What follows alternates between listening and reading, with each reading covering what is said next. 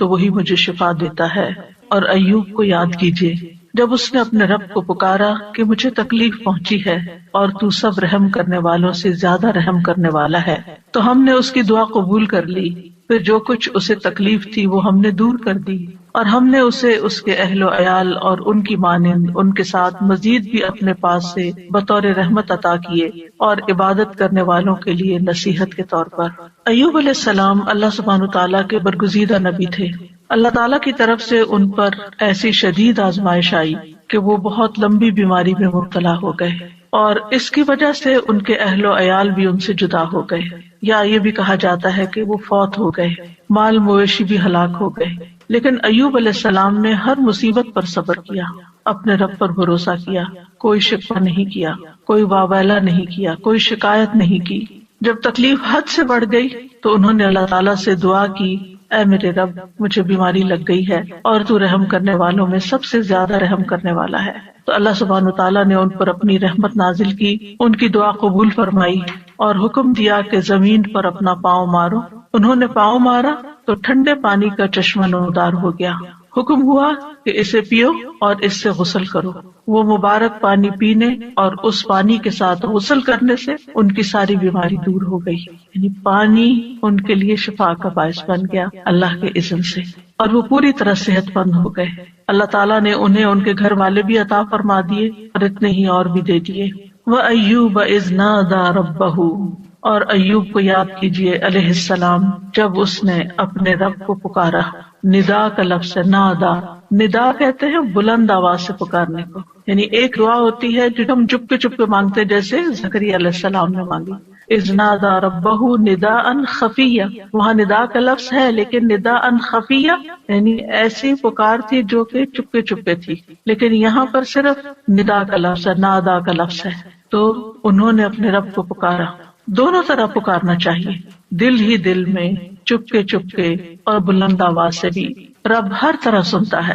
کیا پکار کے کہا؟ انی مسنی الضر، یا رب مجھے تکلیف پہنچی ہے۔ در سے مراد انسان کی جسمانی بدحالی ہے، بیماری، لاغری، بڑھاپا، یہ سب چیزیں در میں آتی ہیں۔ وانت ارحم الراحمین، اور آپ سب رحم کرنے والوں میں سب سے بڑھ کر رحم کرنے والے ہیں۔ کتنا خوبصورت انداز ہے پکارنے کا، دعا کرنے کا۔ مختصر الفاظ ہے، کوئی لمبی چوڑی باتیں نہیں ہیں، چند لفظ ہیں لیکن بڑے ہی جامع لفظ، اور کسی چیز کا مطالبہ بھی نہیں کیا، صرف رحم کی درخواست کی، یعنی اللہ تعالیٰ کی رحم کا ایک طرح سے واسطہ دیا۔ وانت ارحم الراحمین۔ تو کیا ہوا نتیجہ؟ فاستجبنا لہ، ہم نے اس کی دعا قبول کر لی، اس کی گریہ وزاری قبول کر لی۔ وکشفنا بہ من ضر، اور جس تکلیف میں ہم نے اسے مبتلا کیا تھا اس سے عافیت عطا کرتی۔ وآتیناہ اہلہ ومثلہم معہم، اور جس طرح انہیں پہلے اللہ تعالیٰ نے اہل و عیال اور مال و دولت اور صحت اور عافیت عطا کی تھی، وہ سب چیزیں اللہ تعالیٰ نے لوٹا دی، بلکہ اور بھی زیادہ عطا کی، اور دنیا کی نعمتوں کے ساتھ اس صبر پر آخرت کے بڑے اجر و ثواب کا بھی وعدہ کیا۔ اللہ تعالیٰ نے ایک دوسرے مقام پر ایوب علیہ السلام کے صبر کی تعریف کی ہے، انا وجدناہ صابرا نعم العبد انہ اواب، بے شک ہم نے اسے صابر پایا۔ اللہ نے گواہی دے دی کہ وہ صبر کرنے والے تھے۔ ہم صبر بھی کرتے ہیں تو بعض اوقات ایسی تکلیف میں ہوتے ہیں کہ سوچتے ہیں پتہ نہیں یہ بھی صبر ہے یا نہیں، یعنی ہمارا صبر بھی صبر ہے یا نہیں، اس میں بھی ڈاؤٹ ہو جاتا ہے۔ تو اللہ سبحانہ تعالیٰ نے ان کے صبر کو مان لیا کہ صابر ہیں۔ نعم العبد، کتنا اچھا بندہ۔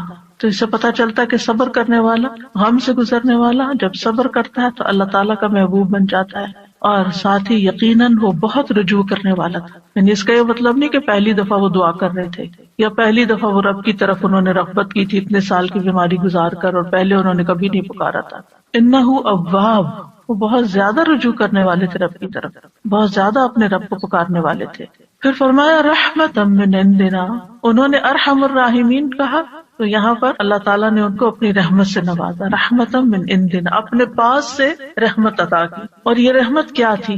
اول شدید بیماری اور تکلیف اور آزمائش کے ساتھ ان پر رحم کیا، پھر انہیں صبر کی توفیق دے کر ان پر رحم کیا، پھر دعا قبول کر کے ان پر رحم کیا، پھر دعا قبول کرنے کے بعد صحت کے ساتھ اور مال و دولت وغیرہ لوٹایا اس کے ساتھ۔ تو یہ سب کچھ اللہ تعالیٰ کی عظیم رحمت تھی۔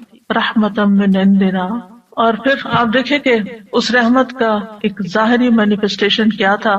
ابو ہریرہ رضی اللہ عنہ روایت کرتے ہیں کہ نبی صلی اللہ علیہ وسلم نے فرمایا ایک بار ایوب علیہ السلام برہنہ غسل فرما رہے تھے کہ سونے کی ٹڈیاں آپ پر گرنے لگی، یعنی جیسے بارش ہوتی ہے.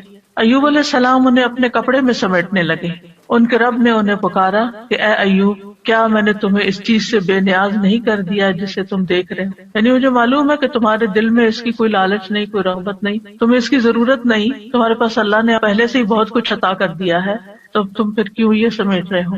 ایوب علیہ السلام نے جواب دیا، ہاں تیری بزرگی کی قسم، لیکن تیری برکت سے میرے لیے بے نیازی کیسے ممکن ہے، یعنی اس سے میں بے نیاز نہیں ہو سکتا. تو بندہ مومن جو ہے وہ اللہ سبحانہ تعالیٰ سے دعا بھی کرتا ہے اور استغنا بھی برتتا ہے، دل میں لالچ بھی نہیں رکھتا، لیکن اگر اللہ تعالیٰ کی طرف سے بن مانگے اس تک کوئی نعمت پہنچتی ہے تو اس کو اللہ کی رحمت سمجھتا ہے، برکت سمجھتا ہے، اور اس سے تکبر کرتے ہوئے بے نیازی نہیں برتتا.